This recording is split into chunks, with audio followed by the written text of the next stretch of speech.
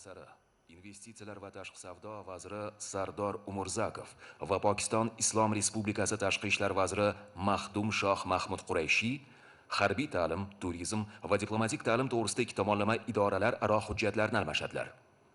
Deputy Prime Minister of the Republic of Uzbekistan, Minister of Investments and Foreign Trade, Sardar Umurzakov, and Minister of Foreign Affairs of the Islamic Republic of Pakistan, Makhdoom Shah Mahmud Qureshi, will exchange bilateral documents on military education, tourism and diplomatic education.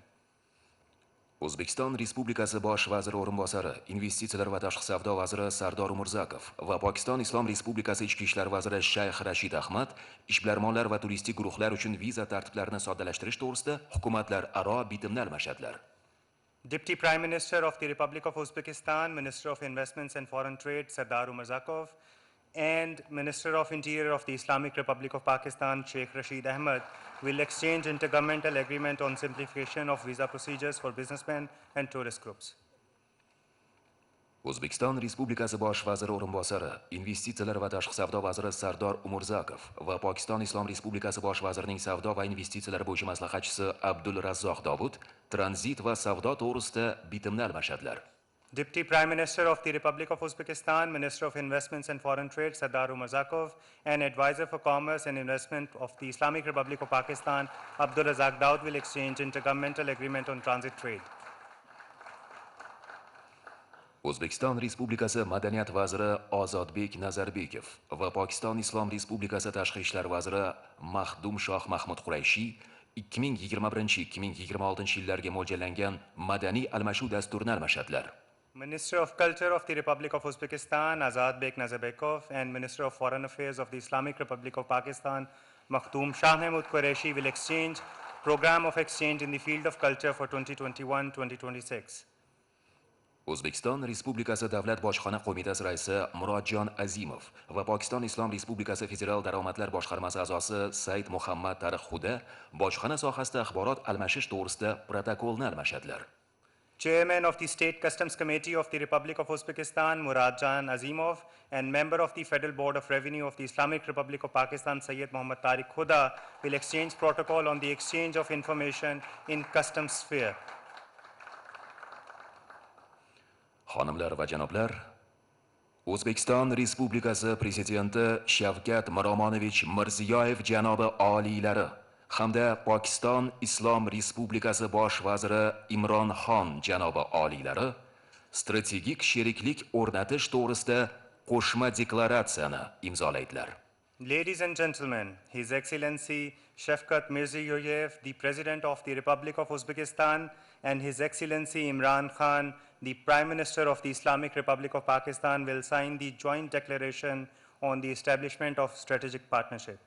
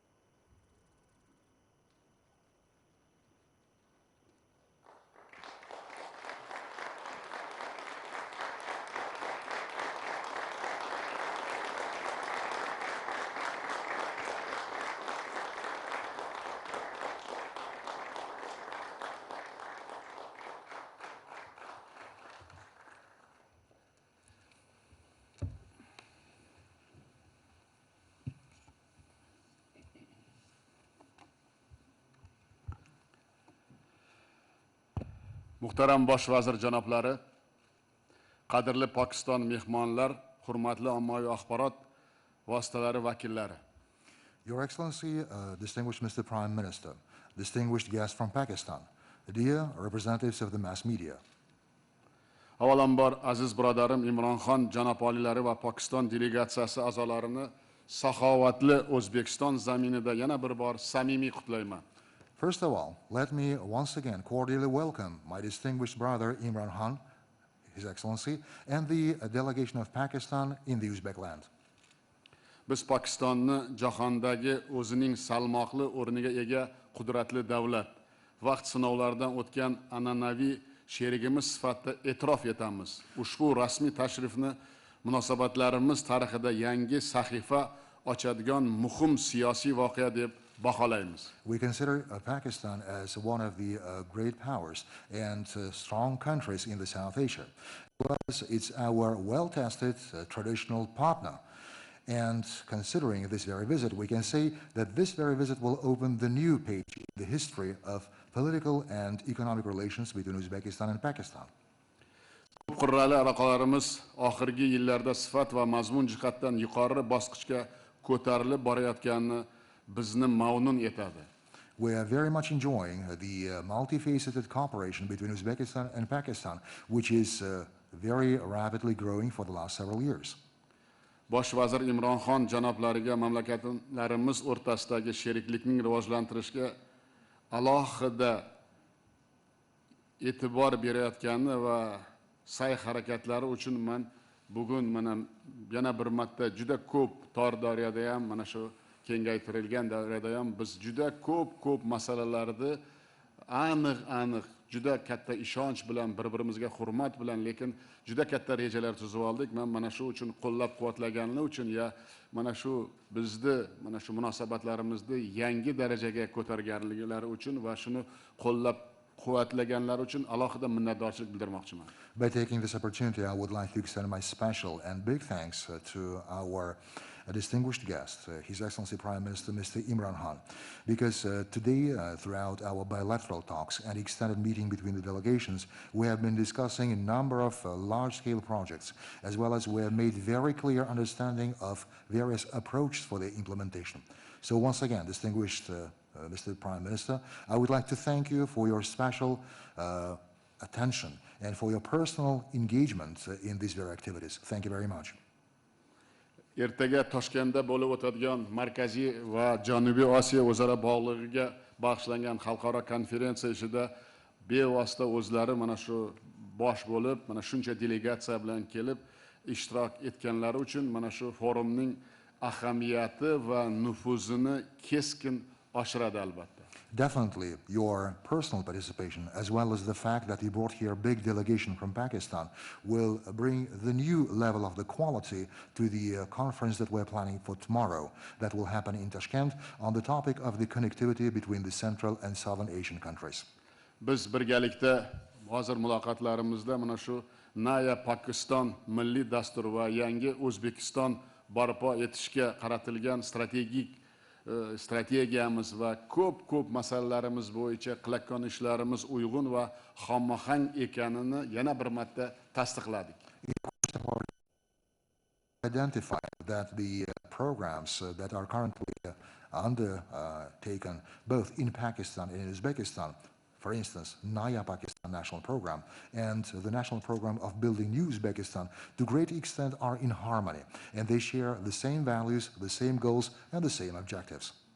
O'zbekiston va Pokiston hamkorligining bugungi yuqori darajada kelib chiqib, biz mana shu munosabatlarimizda yana bir marta ko'p muloqotlarimiz, tayyorgarligimiz natijasida davlatlarimiz o'rtasidagi bugun mana shu strategik sheriklik to'g'risidagi qo'shma deklaratsiyaga imzo chekdik.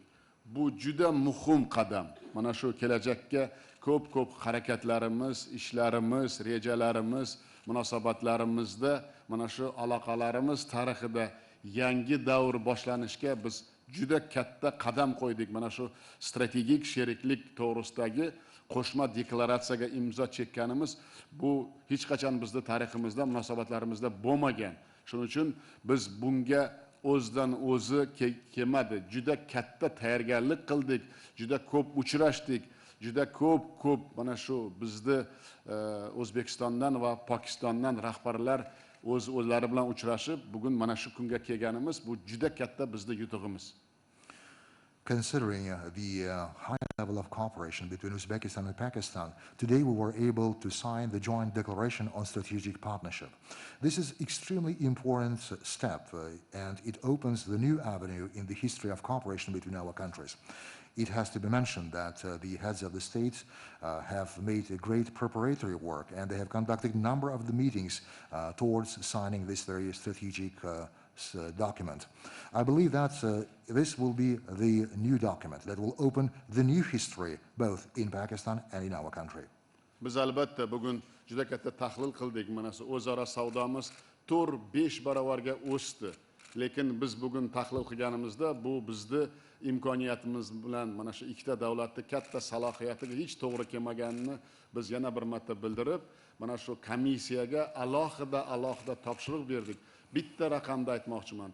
Kechagi mana shu biznes forumda o'zida 500 milliondan ko'p loyihalarga kelishilgani, bu bizni qancha o'zaro mana shu hamkorligimizda imkoniyat borligini dalolat beradi. Bu hali boshlanishi deb o'ylayman va mana shu boshlanishda ko'p sohalar bo'yicha kelishib oldik.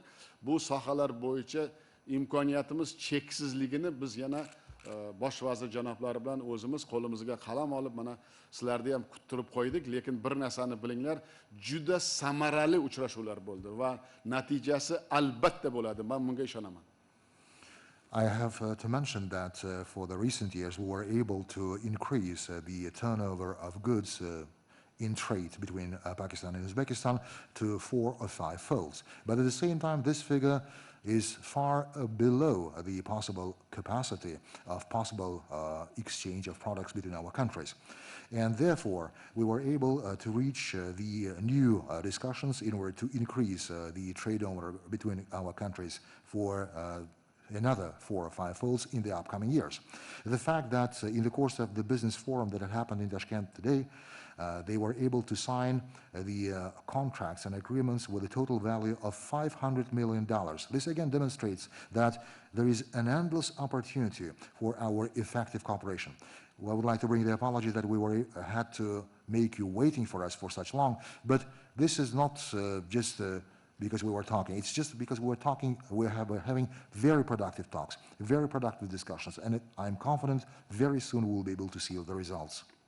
Hurmatli do'stlar, muzokaralar davomida biz mintaqaviy xavfsizlikni ta'minlash, ayniqsa Afg'onistonda tinchlik jarayonlarini hissa qo'shish bo'yicha batafsil juda ishonarli muloqotlarimiz va hamkorligimizni qanday qilish bo'yicha fikr almashdik.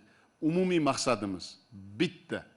Mana shu umumiy maqsadimiz mana shu biz Afg'oniston zaminida tezroq tinchlik va barqarorlik o'rnatishni istaymiz va bu bo'yicha ko'p masalalarni kelishib oldik va hammalaring bilasizlar mana shu qo'limizda kelgan hamma ko'makni ko'rsatish, lekin hammalaring xabarlaring bor, biz 1 yil, 2 yildan beri juda katta harakatlar qilib O'zbekistonda tashabbusi bilan mana shu biz butun ko'p qo'shinlarimiz va hamkor davlatlar bilan kelishib mana shu Termiz, Mazar-i Sharif, Qabul, Peshavar temir yo'li qurish masalasi bo'yicha juda atroflicha kelishib oldik. Vaziyat nihoyatda og'ir, lekin hayot davom etyapti. Mana shu hayot davom etish inobatga olib, mana bugun hammalaring guvoh bo'ldilaring. Men Afg'oniston prezidenti bilan ham juda ko'p 3 soatdan ko'p muloqot bo'ldik. Mana janob bosh vazir Imron bilan ham kelishdik. Lekin mana shu bizni g'oyamizni, bizni tashabbusimizni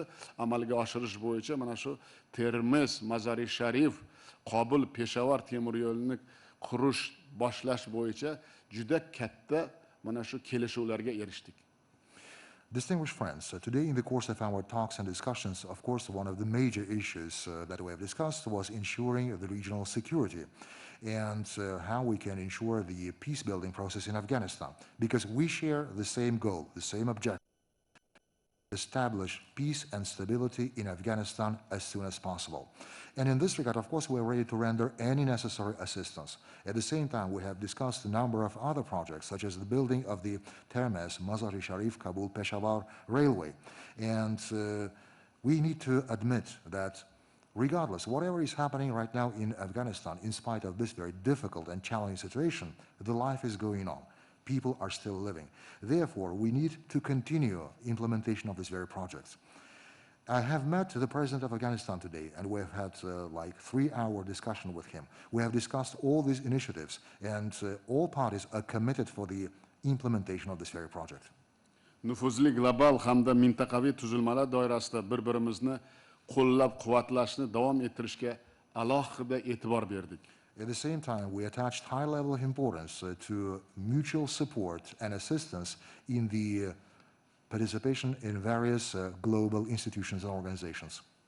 Hurmatli jurnalistlar, biz Pokiston bilan madaniy gumanitar sohada, jumladan mushtarak ma'naviy merosimiz, birgalikda o'rganish, ta'lim va sog'liqni saqlash yo'nalishlarida hamkorlikni chuqurlashtirishga jiddiy e'tibor qaratmoqdamiz va juda ko'p masalalarda, mana Zahriddin Muhammad Bobur va Boburiylar, Muhammad Iqbol, Mirzo G'olib singari ulug' mutafakkir va shoirlarning o'lmas merosi, ma'rifiy qarashlarini xalqlarimizning bog'lab turadigan mustahkam ma'naviy ko'prikligi to'g'risida ko'p muloqot o'tkazdik va ko'p masalalar bo'yicha kelishib oldik. Yana bitta narsani men sizlarga mamnuniyat bilan aytmoqchimanki, biz xalqlarimizni bog'lab turuvchi bu tarixiy haqiqatni hisobga olib, ajdodimiz, mashhur davlat arbobi va buyuk shoir Zahriddin Muhammad Bobur hayoti va ijodi to'g'risida birgalikda badiiy filmni yaratish haqida ham kelishib oldik.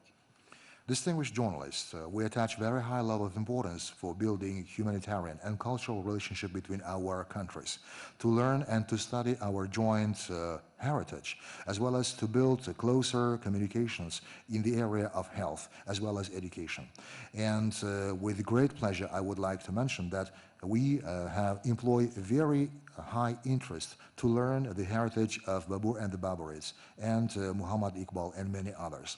Because Mirza Ghalib or Muhammad Iqbal, these are the poets and the statesmen that has left a great heritage which is still connecting our people and acting as a good bridge. By taking this moment, I would like to announce with a great pleasure that in the course of our discussions we were able to reach the agreement that from the standpoint of establishing historic truth, we will jointly together will produce a big film that will cover the life and the poetry of the great statesman and the poet Zahriddin Muhammad Babur. Albatta, O'zbekistonda Pokiston tarixi, madaniyati va san'atiga, xususan urdu tiliga o'rganish, qiziqishni va bu qiziqish tobora oshib bormoqda. O'z navbatida Pokistonda ham o'zbek tili va adabiyoti, mamlakatimiz tarixini o'rganish va tadqiq qilishga juda katta e'tibor qaratilmoqda. We need to also admit that currently in Uzbekistan there is a great interest among the population to learn more about Pakistan culture, Pakistan arts, specifically to learn Urdu as a foreign language. In its turn, in Pakistan, Uzbek language, Uzbek literature is becoming also popular. So there are a number of different studies and research work is being carried out by Pakistani counterparts.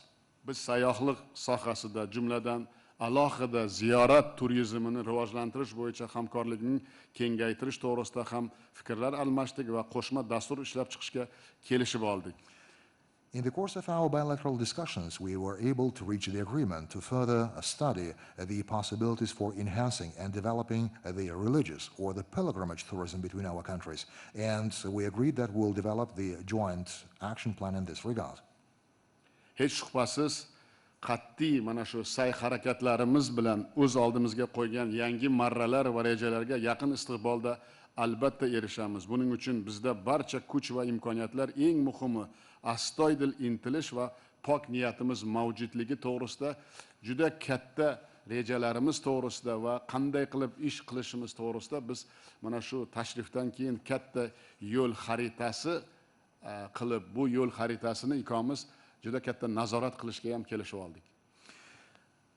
It's doubtless that through or with the help of our efforts, definitely, we will be able to attain the goals and objectives that we're setting for ourselves. In this regard, I should say that both countries employ good opportunities, we have the necessary resources, and what is the most important, that we have big endeavors and we have big commitments. And in this regard, I should say that we were agreed that we'll develop the plans of actions and we'll develop the joint roadmap in order to specify the activities we will implement in the near future. Endi so'z navbatini mamnuniyat bilan birodarim Pokiston bosh vaziri muhtaram Imran Khan janob olilariga bermoqchiman. And now with great pleasure, I would like to give the floor to my brother, the Prime Minister of Pakistan, distinguished Mr. Imran Khan. Please.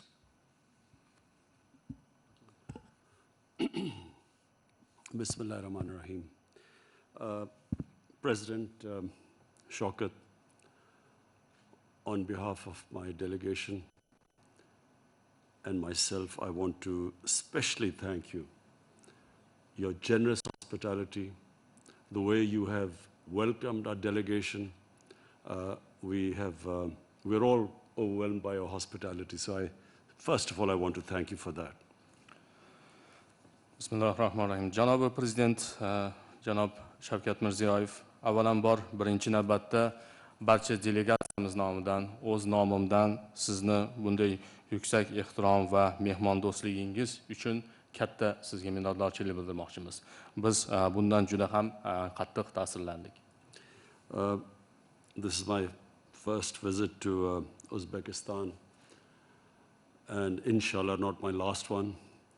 I can tell you that my delegation and I are very excited about, first of all, coming to Tashkent, because for that famous, in 1965, the meeting that took place between the Pakistan President and the Indian Prime Minister.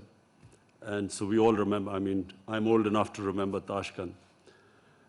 So firstly, coming to Tashkent, but secondly, we are all excited about going to Bukhara and Samarkand, because as children we have learned about it, its history. So this is also, I thank you, it's a great opportunity for us to see these two most historical cities tomorrow. Prezident janob oliylari, bu meni O'zbekistonga birinchi tashrifim va Xudo xohlasa bu oxirgi tashrifim bo'lmaydi. Toshkentga kelish biz uchun, men uchun va delegatsiyam uchun juda ham qiziqarli va juda ham hayajonli bir vaziyat, chunki bu bizni tarixan bolalikdan biladigan ko'p voqealarimiz bilan bog'liq. Mana 1965-yilda tarixiy bir voqea bo'lgan Pokiston prezidenti va Hindiston bosh vazirini Toshkentdagi muzokaralari va buni men o'zim bolaligimdan eslayman. O'sha vaqtda men o'smir edim. Bundan tashqari Buxoro va Samarqandga borishni ham biz juda katta ishtiyoq bilan kutayotgan edik, chunki bizdan bu shaharlarni, buyuk shaharlarni tarixidan xabardor bo'lib kelganmiz. Today we had extensive talks, and our talks were on the trade, connectivity, cultural, spiritual, and political. So we had such long talks that by the end, Mr. President, I was able to almost understand half of what you were saying in Uzbekistani. Because Urdu is so close to your language, I'm sure that more meetings and I will be able to understand all of it. We won't need an interpreter. Prezident janob oliylari, bugun biz juda ham kengaytirilgan, keng qamrovli muzokaralar olib bordik. Juda ko'p mavzularni muhokama qildik. Savdo to'g'risida gaplashdik, o'zaro bog'liqlik to'g'risida, madaniy masalalar, ma'naviy masalalar, siyosiy masalalarni gaplashdik. Shunday uzoq muloqot qildikki, men muloqotimizni yakuniga kelib, sizni gapirayotgan gapingizni o'zbek tilidagi so'zlaringizni deyarli yarmini tushunishni boshladim. Menimcha, agar bunday muloqotni davom ettirsak, keyinchalik men 100% tushunaman, chunki urdu tilimiz o'zbek tiliga yaqin va bizga tarjimonning hojati bo'lmay qoladi. So first about the economic cooperation. Both of us are on the same path.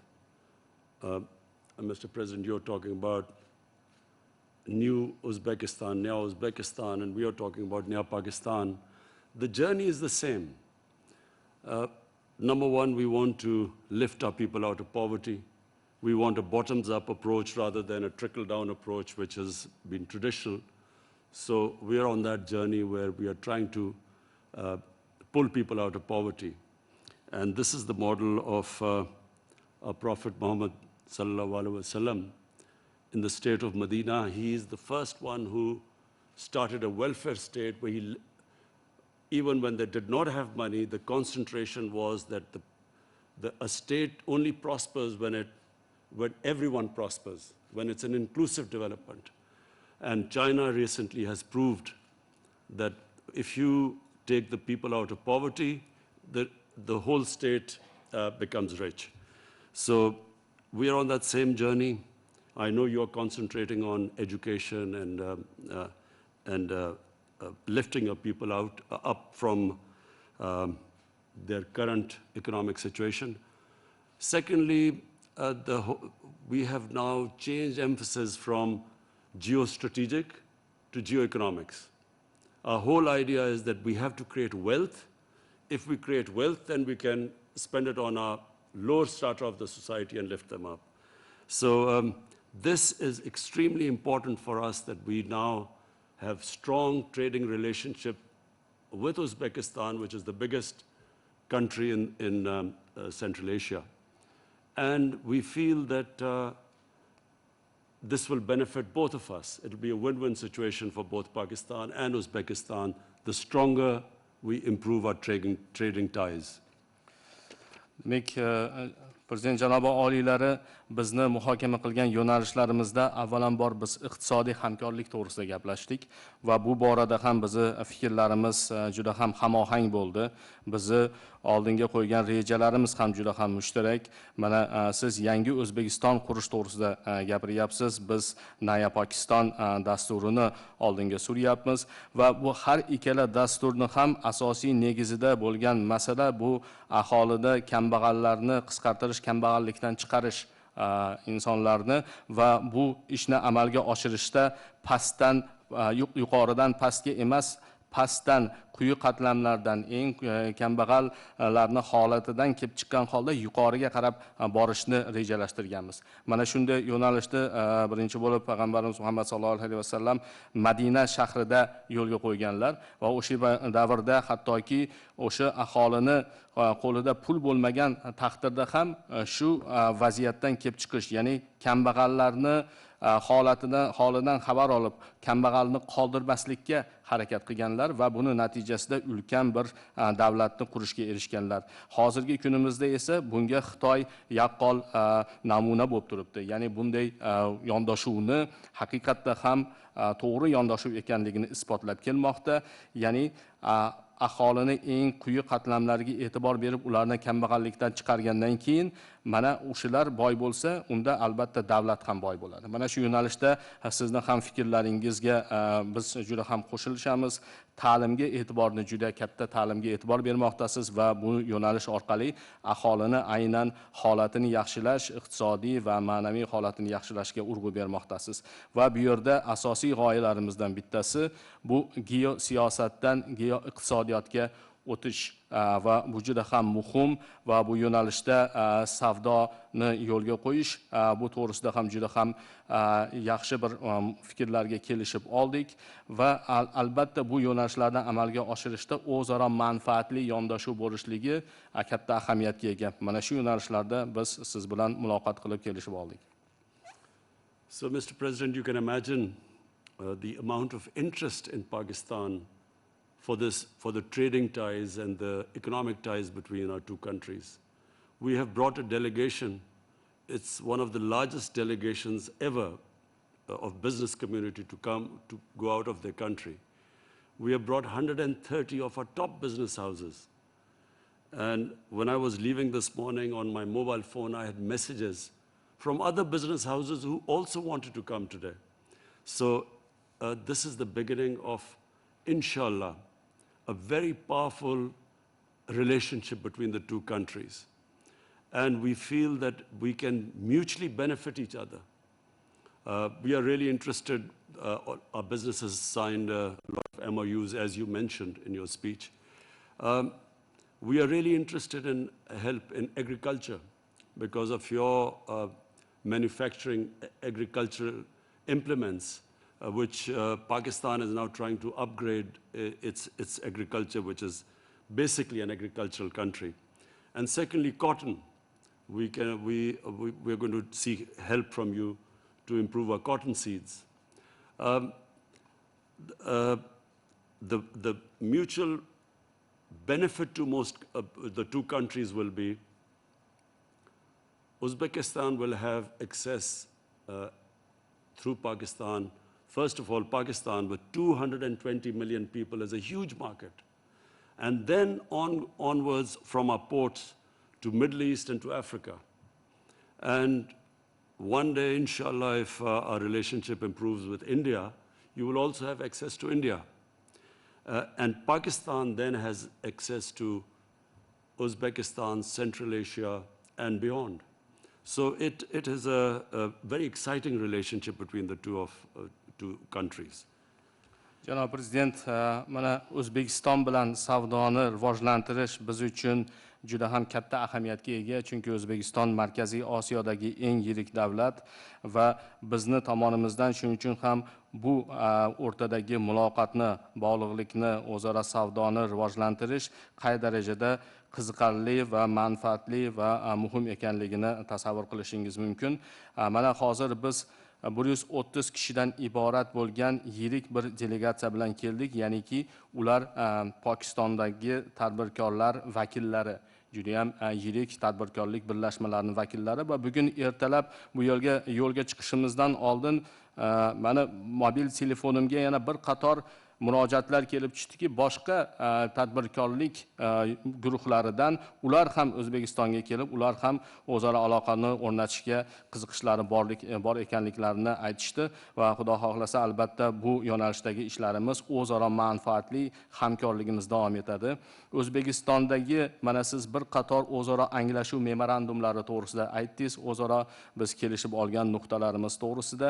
Bundaylardan bittasi biz uchun albatta birinchi navbatda qishloq xo'jaligi yo'nalishida bevosita qishloq xo'jaligi sanoati, ya'ni O'zbekiston qishloq xo'jaligi yo'nalishidagi ishlab chiqarayotgan jihozlari, dastgohlari, mashinalari bizga juda ham katta bizda qiziqish uyg'otdi, chunki Pokiston avvalambor agrar iqtisodiyot asosidagi mamlakat hisoblanadi va ikkinchi masala bu yo'nalishda bizda paxta urug'chiligi masalasi. Bunga ham juda ham katta qiziqishimiz bor va mana shu bizga juda ham foydali bo'ladi deb ishonchimiz komil. Endi o'z navbatida O'zbekistonni Pokistondan oladigan manfaatli bir natijalarga to'xtaladigan bo'lsak, avvalambor Pokiston 220 million aholiga ega bo'lgan yirik bir bozor desak bo'ladi O'zbekiston mahsulotlari uchun, xizmatlari uchun. Bundan tashqari O'zbekiston Pokiston orqali, Pokiston dengiz portlari orqali Yaqin Sharq va Afrika mamlakatlari bilan ulanish, ularga ham o'z mahsulotlarini yetkazish imkoniyatiga ega bo'ladi va xudo xohlasa o'rtadagi munosabatlarimiz tiklanadigan bo'lsa, Hindiston bozoriga ham kirib kelishga bu yo'l ochadi deb ishonamiz. Va shuning uchun ham Pokiston esa o'z navbatida O'zbekiston orqali O'zbekiston bozori va shu bilan birgalikda Markaziy Osiyodagi boshqa mamlakatlar bozoriga kirib kelish imkoniyatiga ega bo'ladi va bu bilan to'xtalib qolmasdan albatta Markaziy Osiyoda atrofidagi mamlakatlarga ham bog'lanish imkoniyatiga ega bo'ladi. And so to connect, the two countries need to improve, number one, our air connectivity. And so for that, we have decided that we will try and increase the frequency of flights between the two countries. Secondly, through land, we have experimented that a truck has left Pakistan-Torkham border and has arrived in 2 days to Uzbekistan. So land connectivity, but most of all, and I know it is your brainchild and your passion, the railway from Mazar-e-Sharif, from Uzbekistan, Mazar-e-Sharif to Peshawar, which an idea which we all feel in Pakistan extremely excited about. We think that this really would change everything if we can have this railway line. It will improve connectivity between the two countries and the transportation of goods. And so that, I assure you that President Shaukat, I will be pursuing it, my government will be pursuing it, and rest assured that we will try and push this, this extremely exciting project as much as we can. Va o'zaro bog'liqlik to'g'risida gapirar ekanmiz. Bu yerda albatta ikkita yo'nalish juda ham muhim. Birinchisi bu havo orqali aloqalarni o'rnatish va bu yo'nalishda mana siz bilan janob oliylar biz kelishib oldik. Birinchi qiladigan ishimiz o'zaro yo'lovchilarni havo orqali qatnovlarini demak raqamini oshirish va shundan keyingi yo'nalishimiz havodagi kargo yuklar tashishni ham yo'lga qo'ygach, keyingi yo'nalish bu albatta avtotransport, ya'ni yer usti transporti orqali o'zaro aloqalarni, iqtisodiy aloqalarni rivojlantirish. Mana siz aytib o'tganingizdek, Pokiston chegarasidan O'zbekiston hududiga qadar bir sinov tajriba sifatida avtotransport yo'lga chiqqan va 2 kun ichida O'zbekistonga kirib kelishga muvaffaq bo'lgan. Va bu ham bu yo'nalishda katta salohiyat mavjud ekanligini bildiradi. Va keyingi masala albatta bu sizni o'zingizning g'oyangiz mahsuli bo'lgan juda ham katta loyiha. O'zbekiston bilan Mozori Sharif Qobul orqali Pokistonning Peshawar shahrini bog'lovchi temir yo'l loyihasi. Mana bu loyihani siz juda ham ilg'or tartibda targ'ib qilib kelyapsiz va biz Pokistonda sizni fikrlaringizni o'rganib bunga ishondik va hozirgi kunda bu g'oyani naqadar to'g'ri ekanligini anglab katta ishtiyoq bilan uni amalga oshirishni kutib qolmoqdamiz. Chunki bu mamlakatlarimiz o'rtasidagi tovarlarni transportiga, ularni yetkazib berishga juda ham katta xizmat qiladi va shu yo'nalishda albatta janob oliylari men sizga ishontirib aytamanki, shaxsan o'zim va meni hukumatim mana shu g'oyani ortida turamiz va buni albatta amalga oshirishda sizga ko'makchi bo'lamiz. And we discussed the political situation in Afghanistan in details. We are both concerned as neighbors of Afghanistan that people of Afghanistan have suffered for the last 40 years. And as neighbors, we feel there are brothers, that there should be peace there, there should be a peaceful political settlement there. So we discussed that in details.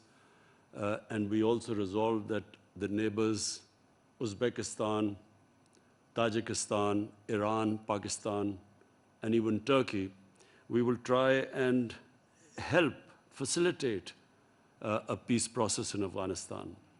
And for that, we hope that our foreign ministers will first meet, and then we will go on and try to have a summit so that we can stop what looks like a civil war. Keyingi masalamiz biz har tomonlama muhokama qilgan masalarimiz bu Afg'onistondagi siyosiy holat bo'ldi. Buni har tomonlama siz bilan muhokama qildik. Albatta har ikkala mamlakat Afg'oniston bilan qo'shni mamlakatlar hisoblanamiz. Shuning uchun ham bu mavzu biz uchun juda ham tashvishli, katta ahamiyatga ega bo'lgan mavzu. Qolaversa afg'on xalqi mana 40 yildirki mana shu notinchlikdan, jangu jadallardan aziyat chekib kelyapti va bu afg'on xalqi biz uchun birodar xalq hisoblanadi. Shuning uchun ham sizning ham bizning ham fikrlarimiz mushtarak bo'ldiki, Afg'onistonda tinchlikni o'rnatishni biz siyosiy murosa orqali yo'lga qo'yishga kirishimiz lozim va bunga bu yagona yechim bo'lishi lozim. Va bu yo'nalishda O'zbekiston, Tojikiston, Eron, Pokiston va hattoki Turkiya bilan birgalikda fikr almashib mana shu ishga birgalikda kirishish to'g'risida kelishib oldik. Birinchi qadam sifatida bizni tashqi ishlar vazirlarimiz bu yo'nalishda muhokamalarni, muloqotlarni yo'lga qo'ysalar, keyinchalik davlat rahbarlari darajasida summit o'tkazish fikri ham muhokama qilindi. And finally, Mr. President, about the cultural aspect. This is extremely exciting that we have decided now to make a film on the first of the great Mughals, Zahiruddin Babur. His dynasty ruled India for 300 years. And during that time, India was considered one of the richest places in the world. 24 to 25% of the world GDP was from India. So it was a superpower of its time under the dynasty of Babur.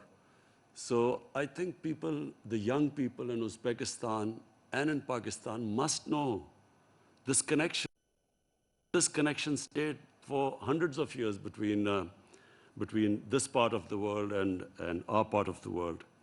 And we feel that this film would, and similar films, not just this film, they will connect the people of the two regions together. And then we can think of films on Iqbal, on Mirza Ghalib. I never realized that Mirza Ghalib was popular here. And then Imam Bukhari and, who we are all connected with in the subcontinent. So we hope that this will be the beginning of a strong cultural exchange between the two countries. Va nihoyat so'nggi mavzu bu madaniy aloqalar mavzusi bo'ldi. Bu yo'nalishda ham biz uchun juda ham qiziqarli va hayajonli bo'lgan bir mavzuni muhokama qildik.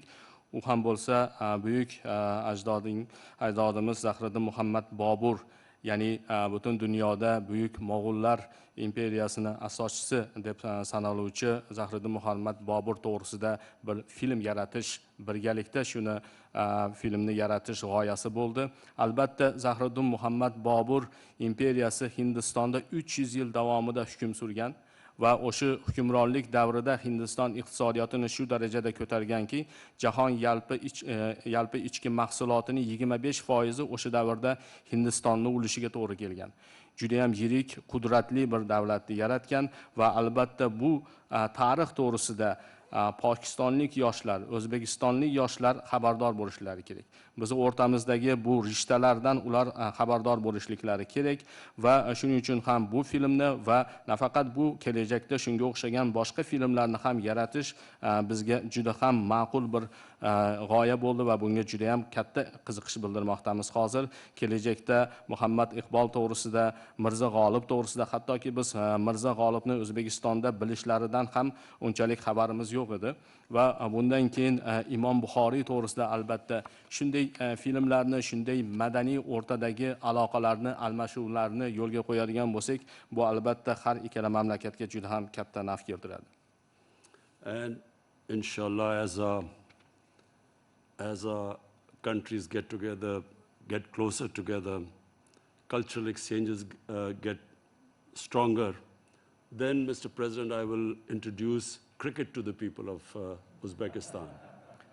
Albatta, Xudo xohlasa, Prezident janobi oliylari agar mamlakatlarimiz yana ham bir-biriga yaqinlashsa, o'rtadagi madaniy aloqalarimiz yana ham kuchaysa, Xudo xohlasa O'zbekiston xalqiga kriket o'yinini ham olib kelib tanishtiraman. Rahmat. Men o'ylayman, avvalambor men sizga mamnuniyat bilan aytamanki, mana shu 2 yildan burun O'zbekistonda birinchi marta kriket federatsiyasi ro'yxatga olib, 2000 dan ko'p yoshlarimiz kriket o'ynayapti.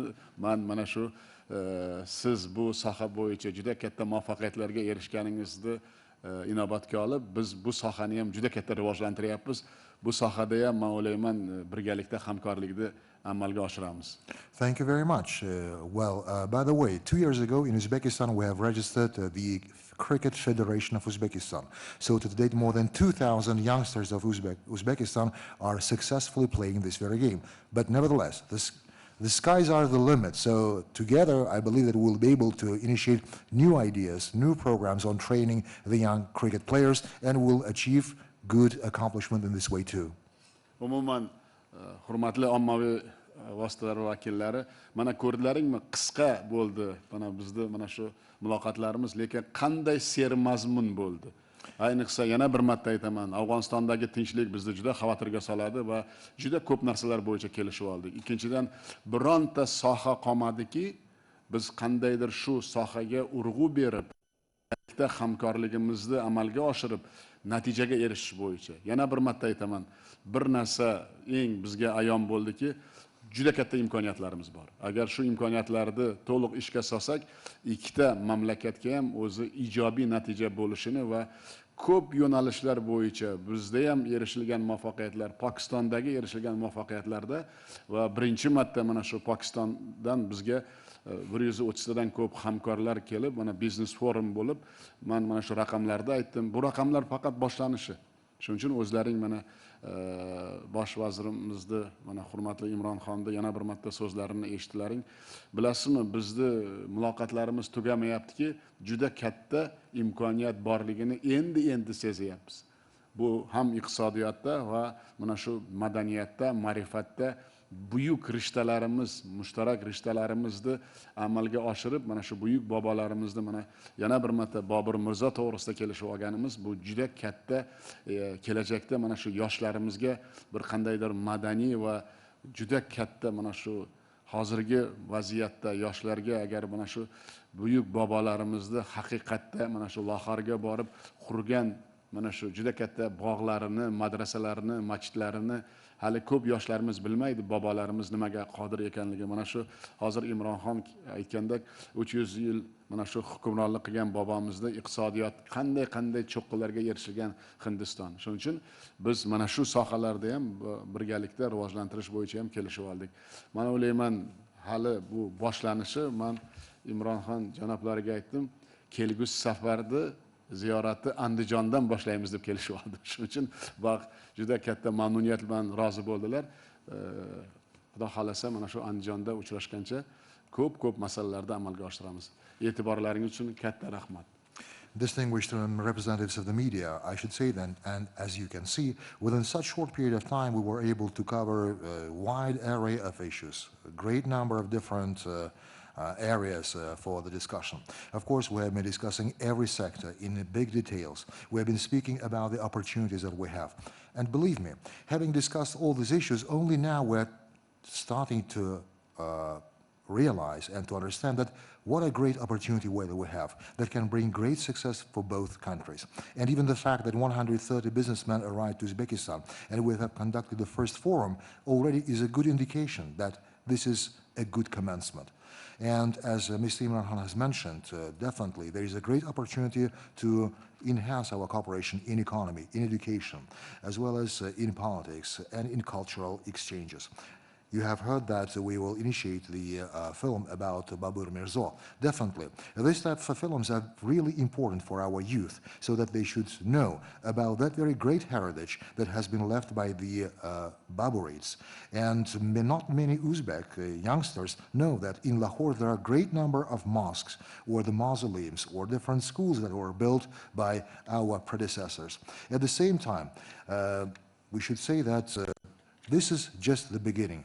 And in the end of our bilateral discussions, we agreed that the next visit of Mr. Imran Khan to Uzbekistan will start in Andijan city. And I believe that by that time, we'll be able to accomplish great projects, great ideas. So there will be a lot of things that we can exchange and talk in Andijan. Thank you very much. Thank you. Juda sermahsun, og'ir sizlarga ham kun. Shuning uchun men o'ylayman, bugun charchaganga o'xshaysizlar, lekin bitta narsani tasavvur qilinglar, ertaga 2 karra ko'proq bizda nima deydi ishlarimiz. President Shavkat, I must insist that you have to visit Pakistan before I come back to Uzbekistan next time. Prezident janob oliylari, men O'zbekistonga qaytib kelishimdan oldin, ikkinchi tashrifimdan oldin siz Pokistonga albatta tashrif buyurishingiz kerak. Shuni qat'iy sizdan iltimos qilib qolaman. Albatta, men mamnuniyat bilan qabul qilaman. Mana shu buyuk bobolarimiz qadam joylarini, mana shu biz ham ana shu yoshlarimizga namuna qilish uchun avvalambor o'zimiz borib ko'rib kelish niyatlarimiz yo'q emas. Albatta bu tashrif inshaalloh amalga oshiriladi. Inshallah, definitely. I look forward to visiting Pakistan in order to see those very places that were still remaining the touch of our ancestors and to see the life in Pakistan and people of Pakistan. And that's one of our plans. And inshallah, it will happen. Rahmat. Thank you.